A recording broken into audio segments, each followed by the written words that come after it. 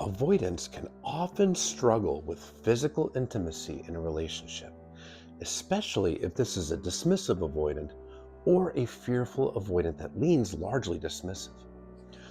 Typically, there's a pattern when it comes to physical intimacy. Early in the relationship, they have no problem with it. They initiate it and they seem into it. The physical part is great. And it goes along with that connection and that chemistry that you feel that is just so strong and out of this world with this person. But as the relationship progresses, the avoidant begins to withdraw intimacy. They initiate it less and less. And eventually it gets to the point where they're just no longer in the mood. They're just not interested, not into it. And then when they do have physical intimacy with you, it seems very robotic. Like they're there physically, but they're just not there mentally. Sometimes it can even translate into physical symptoms like ED if the avoidant is a male.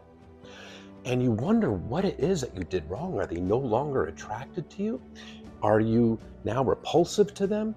And it's hard not to personalize it.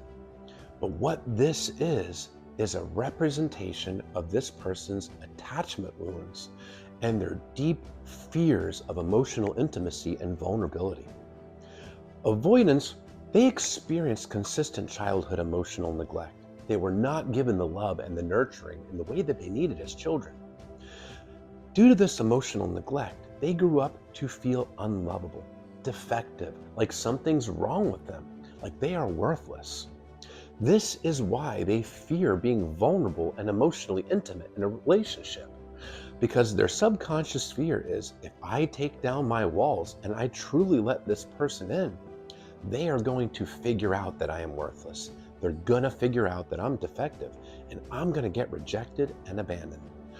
So early on in the relationship, there is no true emotional intimacy because you don't really know each other that well yet. So it's easy to show up for the physical part since the emotional part is not really a true factor yet. But as the relationship progresses, emotional intimacy is building. There's closeness building. That's scary. Avoidants feel very unsafe being emotionally close to a partner, so they look to create emotional distance between themselves and their partner to help them feel safe. Avoiding and withdrawing from physical intimacy helps create emotional distance. It helps them feel safe. And since physical intimacy boosts emotional intimacy due to the emotions that come with it, the oxytocin, which is the bonding hormone that's released in the brain, and all the endorphins and dopamine, which help foster and promote emotional intimacy, well, that becomes profoundly scary because physical intimacy boosts emotional intimacy, and emotional intimacy is quite frightening for the avoidant. So it's very common for them to just completely withdraw from physical intimacy to where they are no longer interested, no longer initiating, and they always have some sort of excuse as to why they don't want to engage in physical intimacy. I'm tired. It's been a long day. I'm just not in the mood.